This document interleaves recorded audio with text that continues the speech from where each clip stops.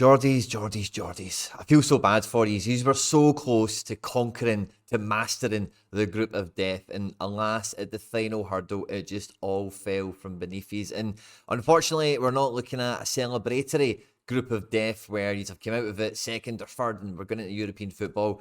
It's dead last, and that means the end of the road for European football, for Newcastle, for Eddie Howe, for the Black and White Army for this season, which is a real shame. But this Champions League group stage campaign has borne a lot of fruit for Newcastle on and off the pitch for me. In the video today, we'll be doing a little post-mortem of what we've seen in the group stages and why this is going to be a huge sliding doors moment that could really rejuvenate and really help Newcastle this season, make sure that they get back into the Champions League for next season. At any point in the video today, if you laugh, you learn, you like something, or you cry, or whatever, please do like and subscribe to the channel, share and retweet, and all that good stuff, guys.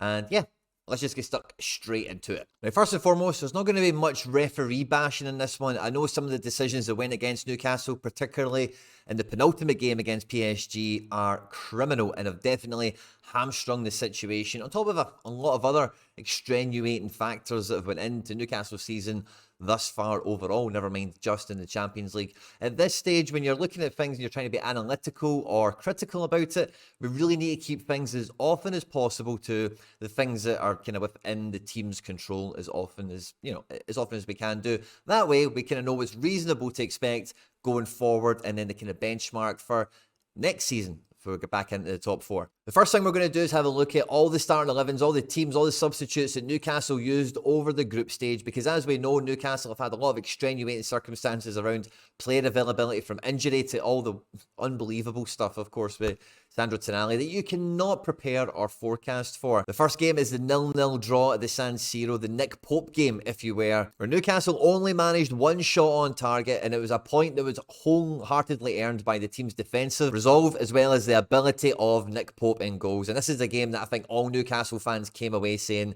he is a Champions League goalkeeper. He's a goalkeeper we can continue to build our defence around. And later on, his performances in the group stage have only got better. If you weren't sure if you're in the group of death, you definitely know you're in the group of death when in the second game you're welcoming PSG to St James's Park. And this was a famous result. Newcastle smashing PSG by 4-1. Two changes made from the game in the San Siro, and Newcastle in this game at home, free scoring, bashing 4 goals away, had 8 shots on target with only 27% of possession, but PSG only get 2 shots on target themselves. One change for the game at home to Borussia Dortmund, where you'd think after beating PSG 4-1, getting 8 shots on target, St James's Park being the fortress that they should be able to go toe-to-toe with Borussia Dortmund, you'd expect this to be much more of a free scoring affair, but it finished, unfortunately, against the run of play. I'm happy to go along with that, no problem at all. But Newcastle only managed 3 shots on target to Borussia Dortmund's 5, and in this game, Newcastle had way more possession than they did against Paris Saint-Germain. And the game away in Dortmund was actually very similar and much more open. I thought Newcastle could have really got something,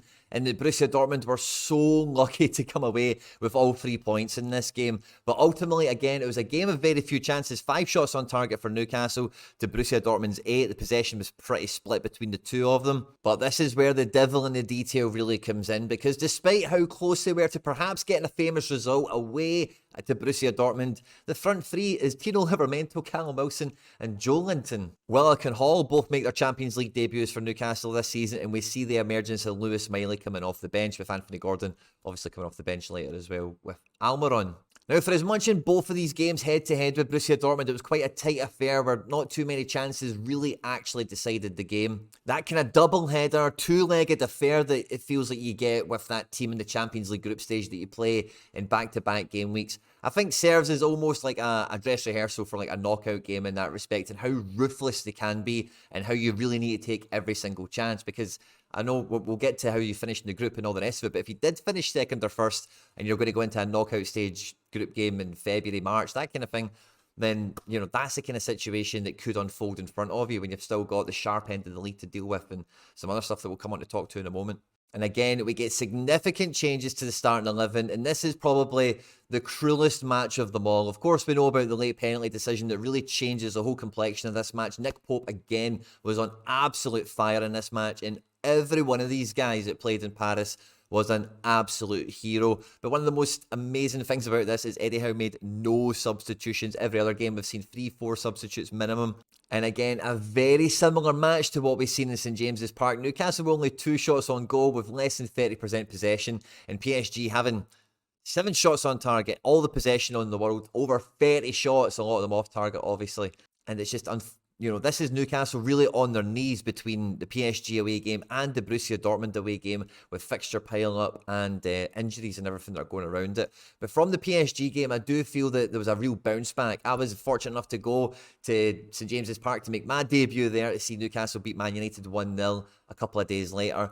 And since then, unfortunately, it does feel like on the pitch, maybe some of the burden of the fixture congestion is really caught up, because since the last international break, Newcastle have had a game every 3 or 4 days, and they've played basically in that period the exact same starting 11. There's been a wee rotation with the goalkeeper injuries that we'll come on to, of course, and Callum Wilson and Isak have rotated a little bit. But with the exception of the Paris Saint-Germain game, every game in the Champions League group stage to this point for Newcastle has been absolute knife-edge stuff, where the finest of decisions, the finest of margins have decided where the points have went and where they've been won and lost ultimately. And coming into this game, I had really high hopes that Newcastle had enough juice in them to really see this result over the line. And this is a team that's been really starring for the last 18 days or so. And for me, these guys are all absolute heroes for this season, no matter how it goes for Newcastle. And in the game against Milan, I thought they were way the better team. Joe Linton with an absolute world of a goal. We've had amazing goals from Newcastle all the way through this group, to be honest with you. They've been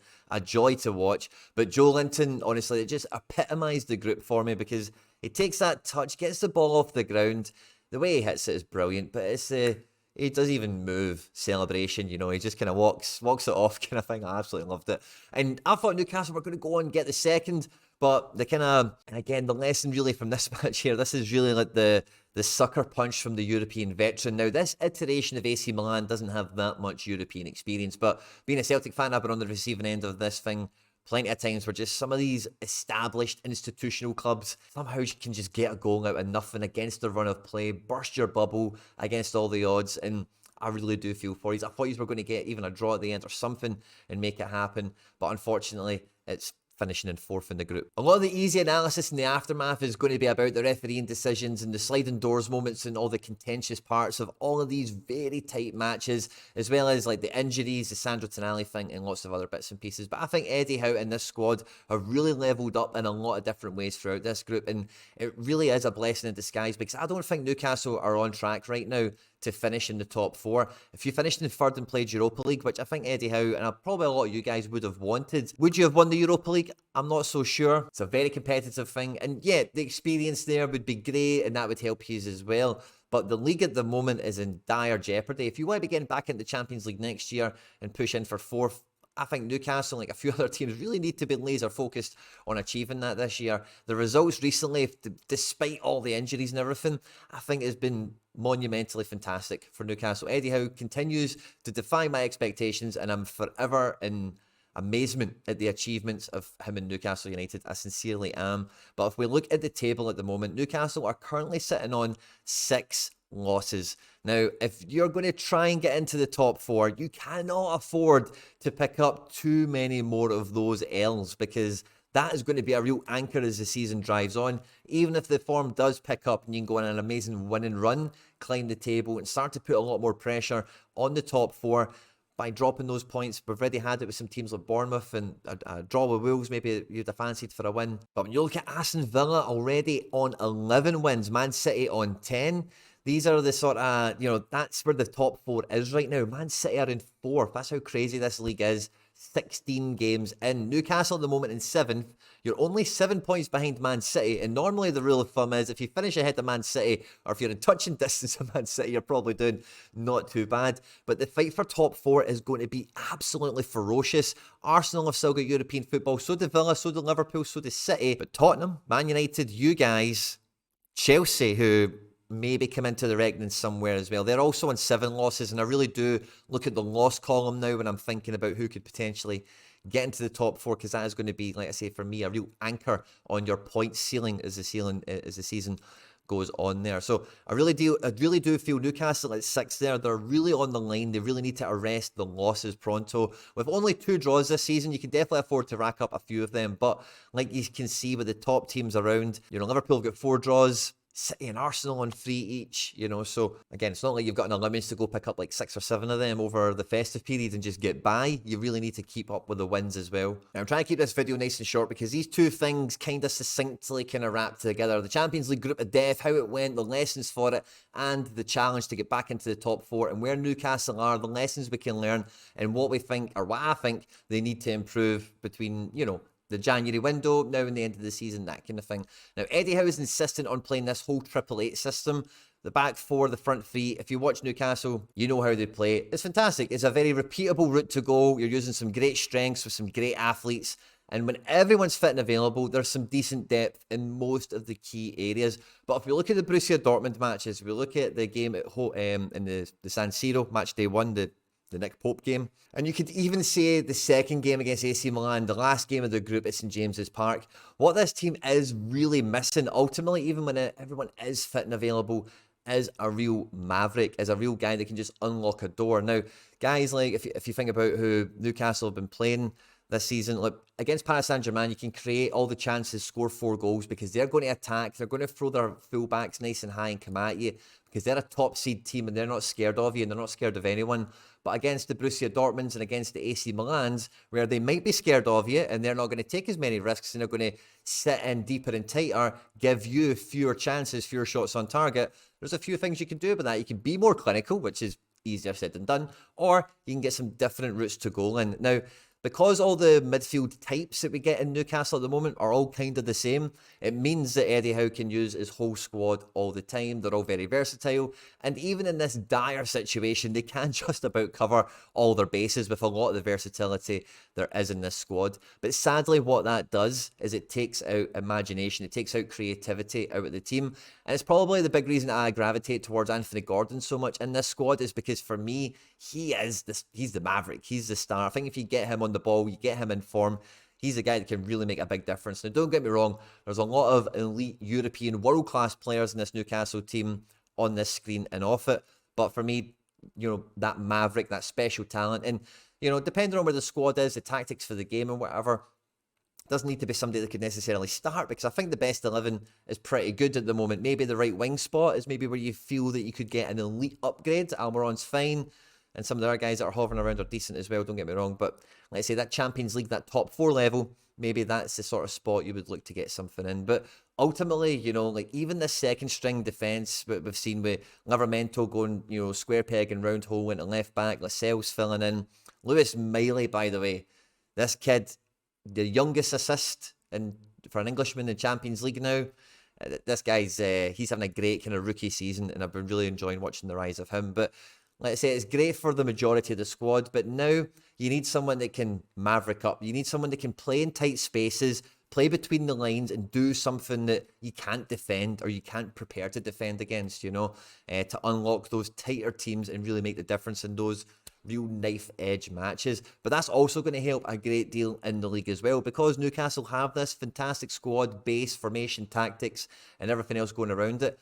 Spending big, going and getting a maverick, doesn't even need to spend big, but be ambitious, go and get someone with real creativity, real genius in their play, whether it be a midfielder to come in and fill a bit of a Tonali void, as well as just fill the ranks up a bit, or maybe another attacking wide player or another forward type to support Isak in case he's not going to start every game or something, I don't know. Creation is what I really do feel this Newcastle team is missing. But yeah, onwards and upwards, I think this really improves Newcastle's chances of getting into the top 4 and hopefully getting back into the Champions League again for next season. I hope you enjoyed this one, guys. On screen there now with some other stuff that I've made that YouTube thinks you might enjoy. I hope you enjoyed this one.